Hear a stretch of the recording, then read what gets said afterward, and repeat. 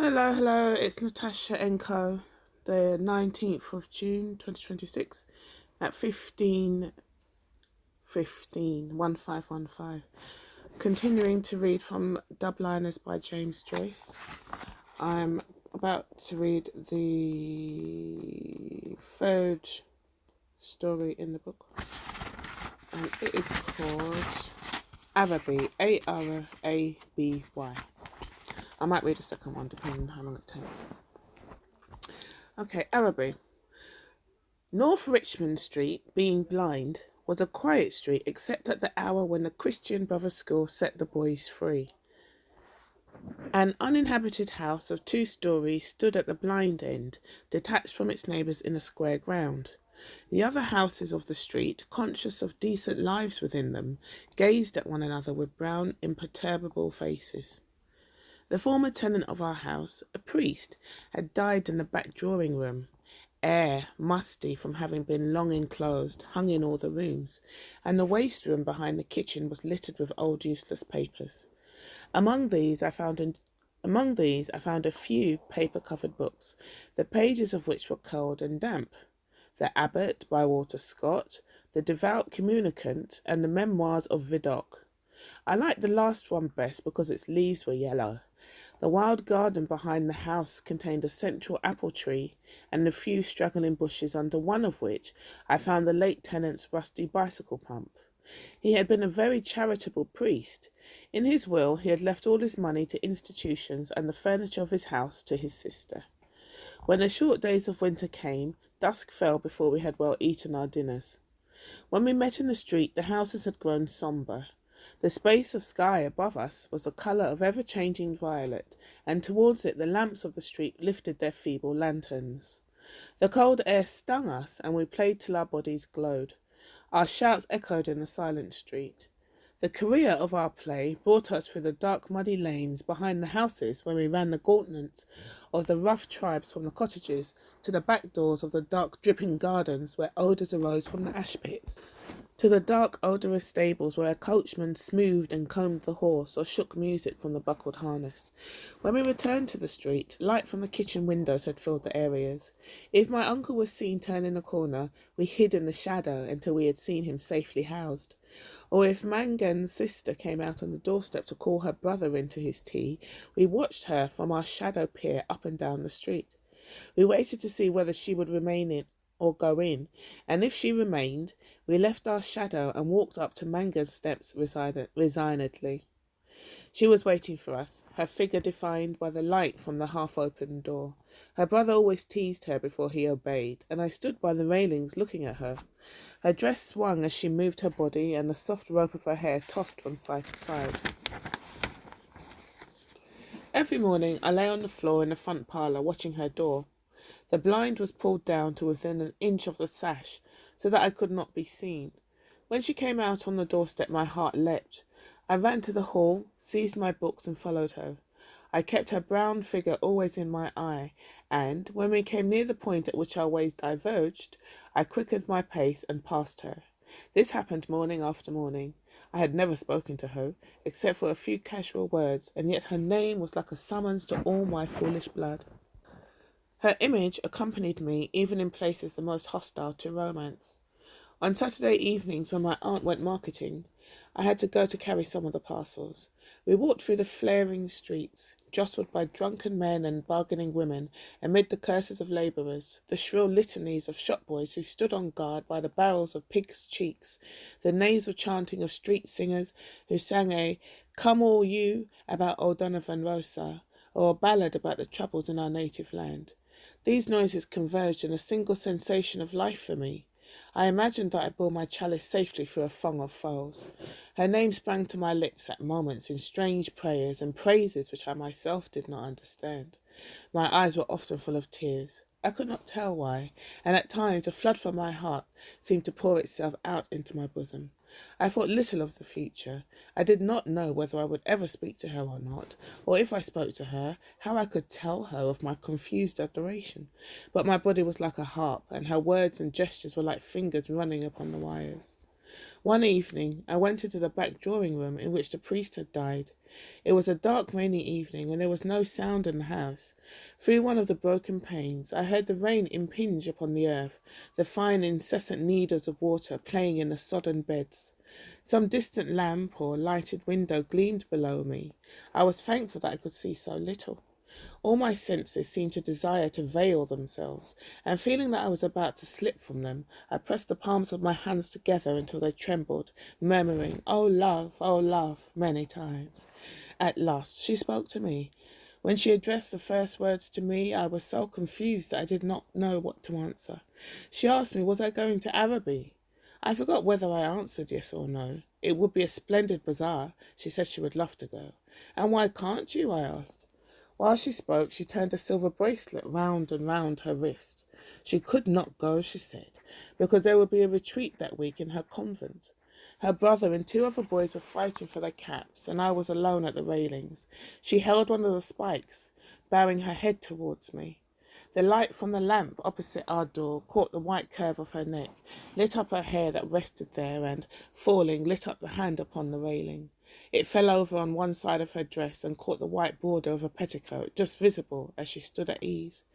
It's well for you, she said. If I go, I said, I'll bring you something.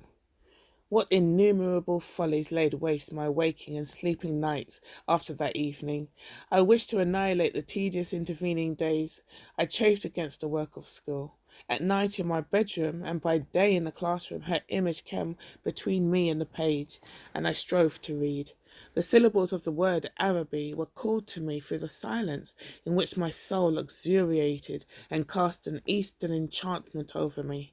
I asked for leave to go to the bazaar on Saturday night. My aunt was surprised and hoped it was not some Freemason affair. I answered a few questions in class. I watched my master's face pass from amiability to sternness. He hoped I was not beginning to idle. I could not call my wandering thoughts together. I had hardly any patience with the serious work of life, which, now that it stood between me and my desire, seemed to me child's play, ugly, monotonous child's play. On Saturday morning, I reminded my uncle that I wished to go to the bazaar in the evening. He was fussing at the hall stand, looking for the hat brush, and answered me curtly, "Yes, boy, I know." As he was in the hall, I could not go into the front parlour and lie at the window. I felt the house in bad humour, and walked slowly towards the school. The air was pitilessly raw, and already my heart misgave me. When I came home to dinner, my uncle had not yet been home. Still, it was early. I sat staring at the clock for some time, and when its ticking began to irritate me, I left the room. I mounted the staircase and gained the upper part of the house. The high, cold, empty, gloomy rooms liberated me, and I went from room to room singing. From the front window I saw my companions playing below in the street. Their cries reached me, weakened and indistinct, and, leaning my forehead against the cool glass, I looked over at the dark house where she lived. I may have stood there for an hour, seeing nothing but the brown-clad figure cast by my imagination, touched discreetly by the lamplight at the curved neck, at the hand upon the railings, and at the border below the dress. When I came downstairs again, I found Mrs. Mercer sitting at the fire. She was an old garrulous woman, a pawnbroker's widow, who collected used stamps for some pious purpose. I had to endure the gossip of the tea table. The meal was prolonged beyond an hour, and still my uncle did not come. Mrs. Mercer stood up to go. She was sorry she couldn't wait any longer, but it was after 8 o'clock, and she did not like to be out late, as the night air was bad for her. When she had gone, I began to walk up and down the room, clenching my fists. My aunt said, "I'm afraid you may put off your bazaar for this night of our Lord." At 9 o'clock, I heard my uncle's latchkey in the hall door. I heard him talking to himself, and heard the hall stand rocking when it had received the weight of his overcoat. I could interpret these signs. When he was midway through his dinner, I asked him to give me the money to go to the bazaar. He had forgotten. "The people are in bed and after their first sleep now," he said. I did not smile. My aunt said to him energetically, "Can't you give him the money and let him go? You've kept him late enough as it is." My uncle said he was very sorry he had forgotten. He said he believed in the old saying, "All work and no play makes Jack a dull boy." He asked me where I was going, and when I had told him a second time, he asked me did I know the Arab's farewell to his steed. When I left the kitchen, he was about to recite the opening lines of the piece to my aunt. I held a florin tightly in my hand as I strode down Buckingham Street towards the station. The sight of the streets thronged with buyers and glaring with gas recalled to me the purpose of my journey. I took my seat in a third-class carriage of a deserted train. After an intolerable delay, the train moved out of the station slowly. It crept onward among ruinous houses and over the twinkling river. At Western Row Station, a crowd of people pressed to the carriage doors, but the porters moved them back, saying that it was a special train for the bazaar. I remained alone in the bare carriage. In a few minutes, the train drew up beside an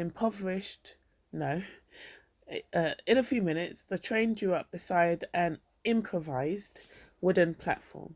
I passed out onto the road and saw by the lighted dial of a clock that it was 10 minutes to 10. In front of me was a large building which displayed the magical name.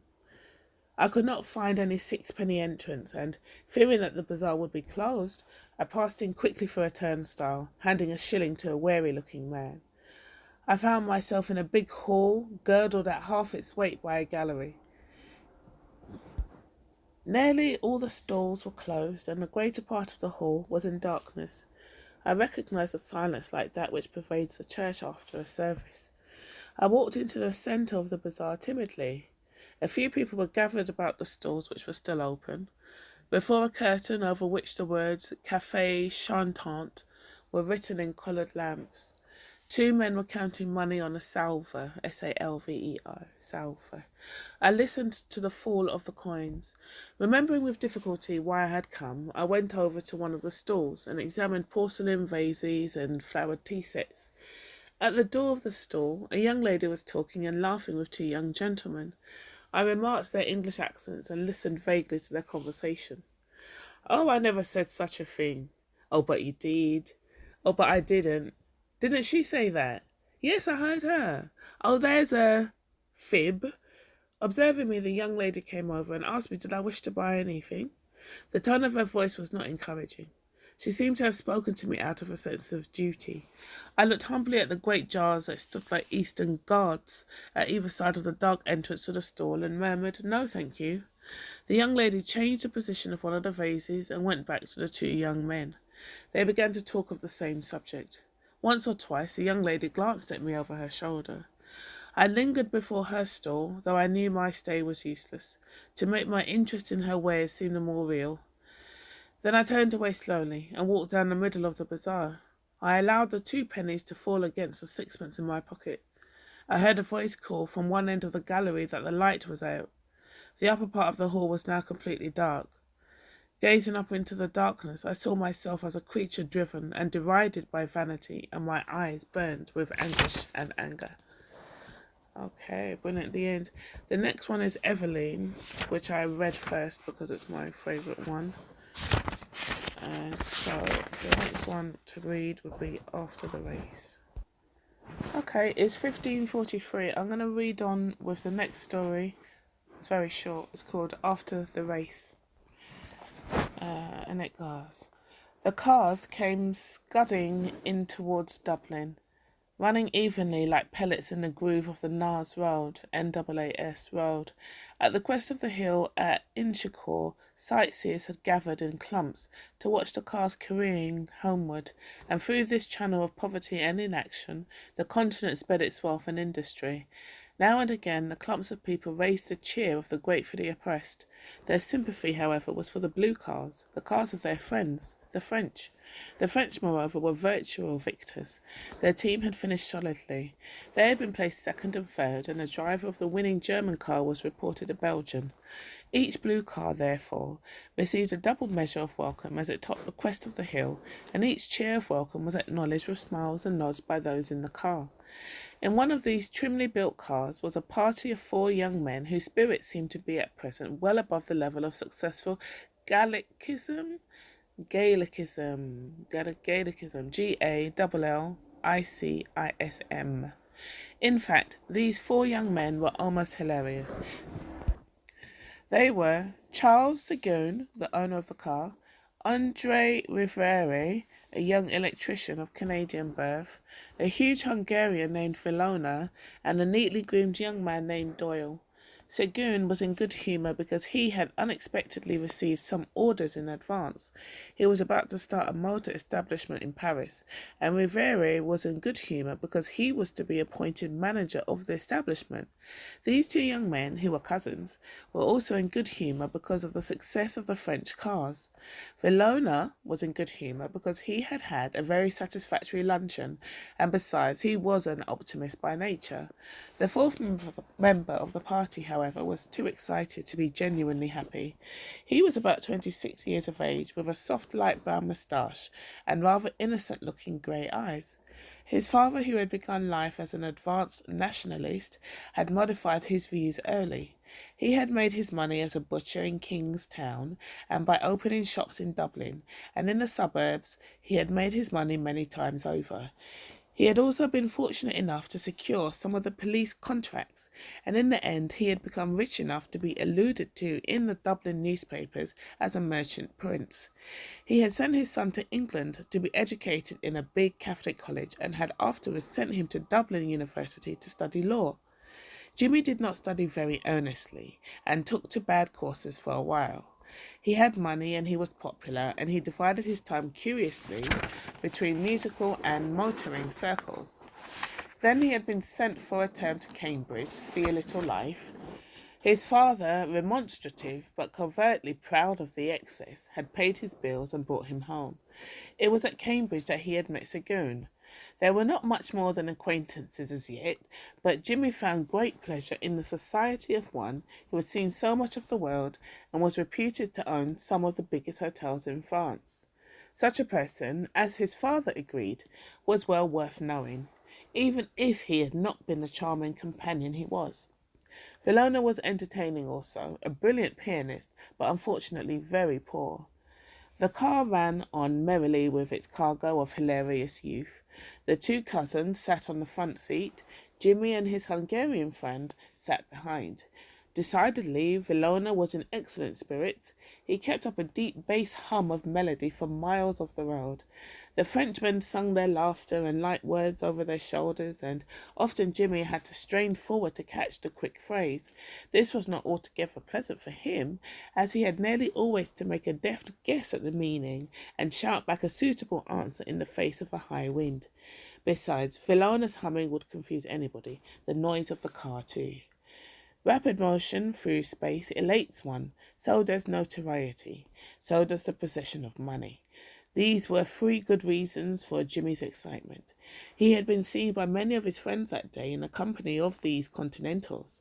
At the control, Seguin had presented him to one of the French competitors, and in answer to his confused murmur of compliment, the swarthy face of the driver had disclosed the line of shining white teeth. It was pleasant after that honour to return to the profane world of spectators amid nudges and significant looks. Then as to money, he really had a great sum under his control. Seguin perhaps would not think it a great sum, but Jimmy, who in spite of temporary errors was at heart the inheritor of solid instincts, knew well with what difficulty it had been got together. This knowledge had previously kept his bills within the limits of reasonable recklessness, and if he had been so conscious of the labour latent in money when there had been question merely of some freak of the higher intelligence, how much more so now when he was about to stake the greater part of his substance? It was a serious thing for him. Of course, the investment was a good one, and Seguin had managed to give the impression that it was by a favour of friendship the mite of Irish money was to be included in the capital of the concern. Jimmy had a respect for his father's shrewdness in business matters, and in this case it had been his father who had first suggested the investment.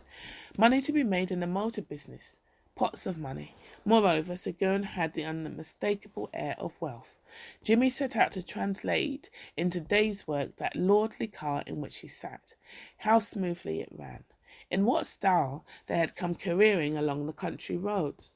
The journey laid a magical finger on the genuine pulse of life, and gallantly the machinery of human nerves strove to answer the bounding courses of the swift blue animal. They drove down Dame Street, The street was busy with unusual traffic, loud with the horns of motorists and the gongs of impatient tram drivers. Near the bank, the gun drew up and Jimmy and his friend alighted.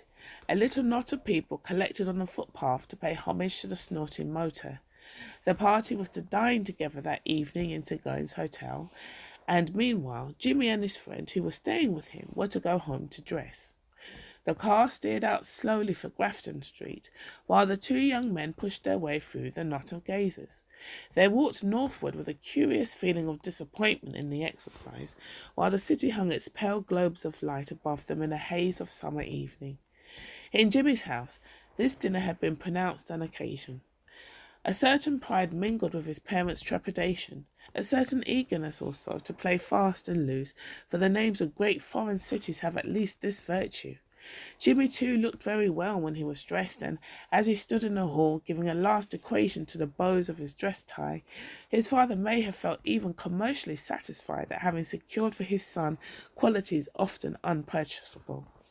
His father, therefore, was unusually friendly with Valona, and his manner expressed a real respect for foreign accomplishments. But this subtlety of his host was probably lost upon the Hungarian, who was beginning to have a sharp desire for his dinner. The dinner was excellent, exquisite. Seguin, Jimmy decided, had a very refined taste. The party was increased by a young Englishman named Ralph, whom Jimmy had seen with Seguin at Cambridge.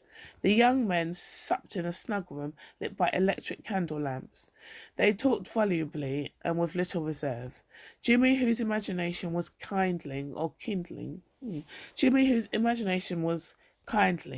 conceived the lively youth of the Frenchman twined elegantly upon the firm framework of the Englishman's manner. A graceful image of his, he thought, and a just one. He admired the dexterity with which their host directed the conversation. The 5 young men had various tastes, and their tongues had been loosened. Valona, with immense respect, began to discover to the mildly surprised Englishman the beauties of the English madrigal, deploring the loss of old instruments. Rivere, not wholly ingenuously, undertook to explain to Jimmy the triumph of the French mechanicians,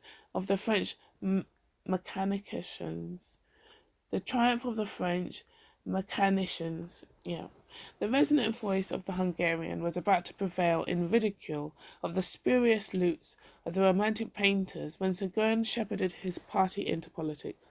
Here was congenial ground for all. Jimmy, under generous influences, felt the buried zeal of his father wake to life within him. He aroused the torpid Ralph at last. The room grew doubly hot, and Seguin's task grew harder each moment. There was even danger of personal spite. The alert host, at an opportunity, lifted his glass to humanity, and when the toast had been drunk, he threw open a window significantly. That night, the city wore the mask of a capital. The 5 young men strolled along Stephen's Green in a faint cloud of aromatic smoke. They talked loudly and gaily, and their cloaks dangled from their shoulders. The people made way for them. At the corner of Grafton Street, a short fat man, was putting 2 handsome ladies on a car in charge of another fat man. The car drove off, and the short fat man caught sight of the party. "Andre, it's Farley!" A torrent of talk followed. Farley was an American. No one knew very well what the talk was about. Valona and Reverie were the noisiest, but all the men were excited. They got up on a car, squeezing themselves together amid much laughter. They drove by the crowd, blended now into soft colours, to a music of merry bells. They took the train at Westland Row, and in a few seconds, as it seemed to Jimmy, they were walking out of Kingston Station. The ticket collector saluted Jimmy. He was an old man. "Fine night, sir." It was a serene summer night. The harbour lay like a darkened mirror at their feet. They proceeded towards it with linked arms, singing Cadet Rousseau in chorus, stamping their feet at every ho, ho, ho, bay, vermaint. I have to spell that. Ho, ho, then H-O, B, but it might not be a proper B, H-O-B, and then E with an accent. And then Verament, Vraiment. Ha ha, whole bay Verament. They got into a rowboat at the slip and made out for the American's yacht. There was to be supper, music, cards. Vilona said with conviction, "It is delightful." There was a yacht piano in the cabin. Vilona played a waltz for Farley and Reverie, Farley acting as a cavalier and Reverie as lady. Then an impromptu square dance, the men devising original figures. What merriment! Jimmy took his part with a will. This was seeing life at least. Then Farley got out of breath and cried, "Stop!" A man brought in a light supper, and the young men sat down to it for form's sake. They drank, however, it was bohemian. They drank Ireland, England, France, Hungary, the United States of America.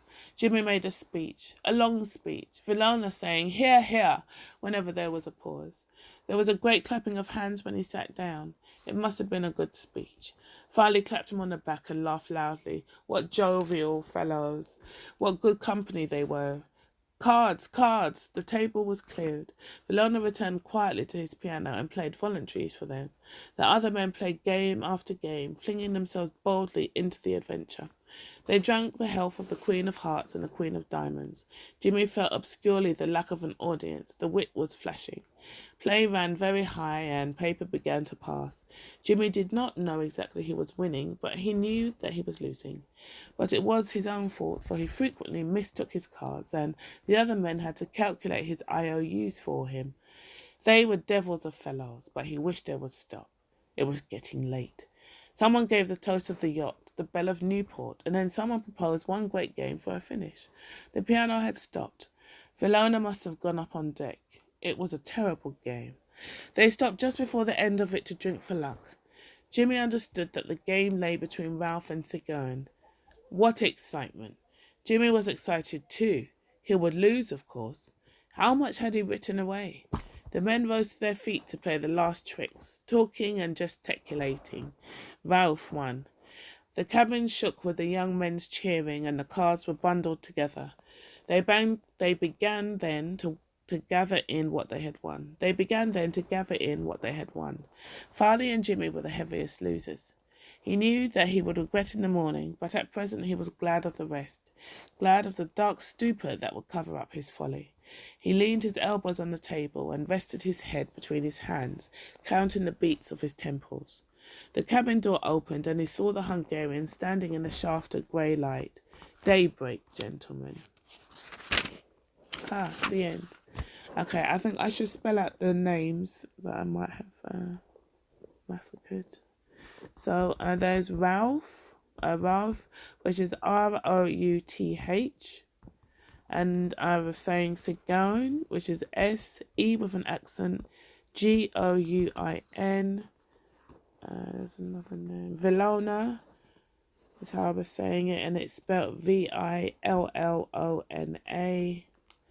Riveri is spelled Rive with an accent, R and E. I think that was... Yeah, I think those were all the names I wasn't sure of. Thanks for listening.